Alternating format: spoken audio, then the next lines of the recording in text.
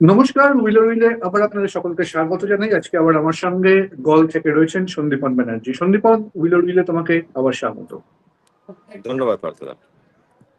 আজকে দ্বিতীয় দিনের খেলাটা তো অধিকাংশ সময়টাই বৃষ্টিতে ভেস্তে গেল। তারপরেও দ্বিতীয় দিনের পরে ম্যাচের যে কন্ডিশন, কি মনে হচ্ছে? অবশ্যই বৃষ্টির পূর্বাভাস নিয়ে তোমার কাছে জানতে চাইবো, এবং সেই সঙ্গে ম্যাচ কতটা ফলাফল হওয়ার দিকে যাচ্ছে। না মানে বৃষ্টির কথাটা তো বলাটা খুবই মুশকিল এখানে, কারণ আজকে কিন্তু তেমন ফোরকাস্ট ছিল না। এবং হুম। আজকে বৃষ্টি প্রচুর হলো, এবং কালকেও কিন্তু একই ধরনের ফোরকাস্ট রয়েছে। এবার দেখা যাক। অনেক সময় ফোরকাস্ট বৃষ্টির, যেমন ডে ওয়ানে প্রচুর বৃষ্টি ফোরকাস্ট ছিল, কিন্তু ডে ওয়ানে তেমন হুম। মানে মাত্র আমরা 17 ওভার লুজ করেছিলাম। তো আচ্ছা। বৃষ্টির মানে ওয়েন ইউ আর ইন গল, সেখানে বৃষ্টিকে প্রেডিক্ট করা খুব মুশকিল, আবহাওয়ার পূর্বাভাস করা খুব মুশকিল। কিন্তু যতটা ওভার মানে বাকি আছে, তাতে রেজাল্ট কতটা বেরোবে সেটা নিয়ে সবাইকারই ডাউট আছে। যদিও উইকেটে স্পিন ধরছে, সেটা আমরা দেখেইছি। হুম। নতুন বলে বরং স্পিনাররা আর একটু বেশি হেল্প পাচ্ছে, বলটা যেহেতু শক্ত। হুম। আর যেটা আজকে আমরা ভারত আমার দেখলাম। মনে হয় ওভারনাইট ডিক্লেয়ার করে দেবে, মনে হয়।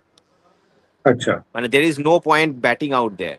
তো ওভারনাইট ঠিক ডিক্লেয়ার ঠিক। করলে আমার মনে হয় গুড ফার্স্ট ইনিংস, ভালো ফার্স্ট ইনিংস করে, এবং স্পিনাররা যদি এফেক্টিভ হয় হুম। তাহলে কিন্তু মানে ভারত যথেষ্ট অ্যাডভান্টেজেই থাকবে। একটাই আমার যেটা মনে হচ্ছে, যেটা একটা ডিসঅ্যাডভান্টেজ ভারতের হতে পারে, যদি বৃষ্টি হতে থাকে কন্টিনিউয়াসলি, আউটফিল্ডটা যদি ওয়েট হয়, তাহলে বলটা হুম। ভিজবে, আর বলটা ভিজলে তখন একটু স্পিনটা কম হয়। তো ওই একটা ঠিক। ডিসঅ্যাডভান্টেজ ছাড়া আমি তেমন কোনো কিন্তু এখনো পর্যন্ত ভারতের পরিস্থিতি আমার মনে হয় অনেকটাই এগিয়ে। এই ম্যাচে ভারত অনেকটাই স্ট্রং পজিশনে আছে।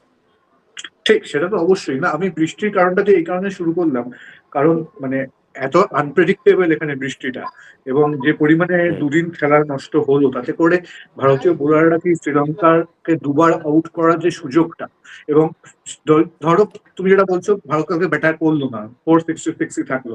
এবার 466টাও অনেক ক্ষেত্রে মনে হতে পারে যে ভারত তার একবার হয়তো একটু ব্যাটিং করলেও প্রয়োজন হলেও হতে পারে। তো সেই সময়টা কতটা পাওয়া যাবে? কুড়িটা ওই শ্রীলঙ্কান উইকেট নিতে আপনার কত ওভার লাগবে সেটা আপনাকে দেখতে হবে। 120 ওভার, মেবি 130 ওভার। সেই 120-30 ওভারের 3 দিনে কতটা খেলা হবে সেটাও দেখতে হবে। অনেক কিছু ইকুয়েশন ডিপেন্ড করছে। তো আকাশের দিকেই অনেক মানে আবহাওয়া একটা খুব বড় ভূমিকা পালন করবে, যেটা আমাদের কিন্তু ইনিশিয়ালি মনে হয়নি। ইনিশিয়ালি ফোরকাস্ট দেখে মনে হয়েছিল হ্যাঁ বৃষ্টি হবে, পাসিং শাওয়ার হবে, কিন্তু মানে তাতে খুব বড় ইম্প্যাক্ট হবে না। কিন্তু ঠিক, যেহেতু একদম। বৃষ্টির পরিমাণটা মানে যে অনেকটাই বেশি হচ্ছে, যেটা প্রেডিক্ট করা হয়েছিল তার থেকে, সেই আবহাওয়াটা কিন্তু একটা এই ম্যাচে মেজর ইম্প্যাক্ট ফেলতে চলেছে। বেশ, সেটা যেমন একটা দিক, আর এর সঙ্গে আর একটা দিক আছে অবশ্যই, সেটা আমি একদম শেষে আসবো। তার আগে এটা বলো যে আজকে কোথায় খেলাটা ঘুরলো, মানে ধরো ভারত তো যেভাবে ব্যাট করছিল তাতে মনে হচ্ছিল যে 500 হয়ে যাওয়া উচিত ভারতের, যেটা আমরা কালকে আলোচনা করেও ছিলাম।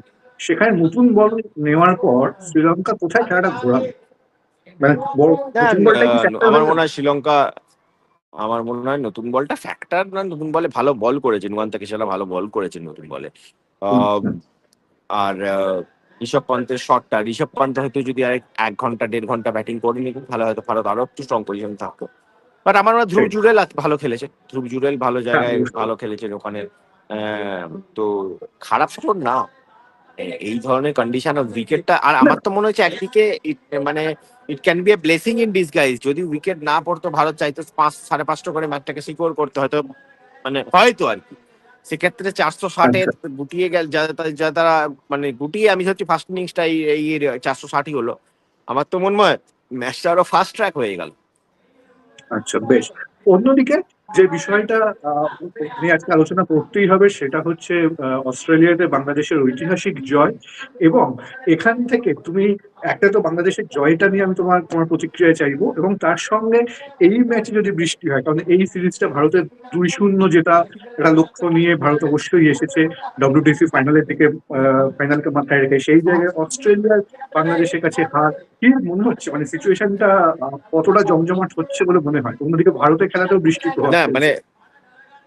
বাংলাদেশের জয়টা তো ভারতকে একটা ডাব্লিউটিসি পয়েন্ট টেবিলে একটা ভালো জায়গায়, মানে একটা মানে একটা একটা কি বলবো, আহ, মানে ব্যাপার ভারতের চান্সটাকে অনেকটা বাড়িয়ে দিল। কারণ অস্ট্রেলিয়া 2 ম্যাচের সিরিজ, তার মানে কি পরের ম্যাচটা জিতলেও ওই সিরিজ থেকে যেটা পুরো সিরিজের ফুল পয়েন্ট সেটা পাবে না, তারা হাফ পয়েন্ট পাবে। আর ভারতের সাথে তাদের বিজিটি খেলতে ভারতে আসতে হবে, যেটা খুব টাফ সিরিজ অস্ট্রেলিয়ার জন্য, ভারত অ্যাডভান্টেজে থাকবে সেই সিরিজে। তো ওই হয়তো এমনও হতে পারে যে বিজিটি রেজাল্ট থেকে ডিসাইড করা যেতে পারে যে কে যাবে, ভারত বা অস্ট্রেলিয়া। কিন্তু ভারতকে এখনো তার আগে শ্রীলঙ্কাকে হারাতে হবে, নিউজিল্যান্ডকে হারাতে হবে। ঠিক, এবং সেখানে প্রশ্ন চিহ্নটা বৃষ্টি খানিক একটা প্রশ্নের মুখে দাঁড় করাচ্ছে আবহাওয়া একদমই নিয়ে। একদমই তো একদমই একদম। তোমার প্রেডিকশন অনুযায়ী ভারত কালকে এখানে ইনিংস ডিক্লেয়ার করে বল করতে নামবে, এটা তোমার প্রেডিকশন? এটা আমার মনে হয় আইডিয়ালি এটাই করা উচিত। ইনফ্যাক্ট আমার তো এটাও মনে হচ্ছিল, আমি আরেকটু এগ্রেসিভ ভাবছিলাম। আমি ভাবছিলাম যে 430 420-তে ডিক্লেয়ার করে দিয়ে শ্রীলঙ্কাকে 10 ওভার ব্যাটিং করানো আজকে।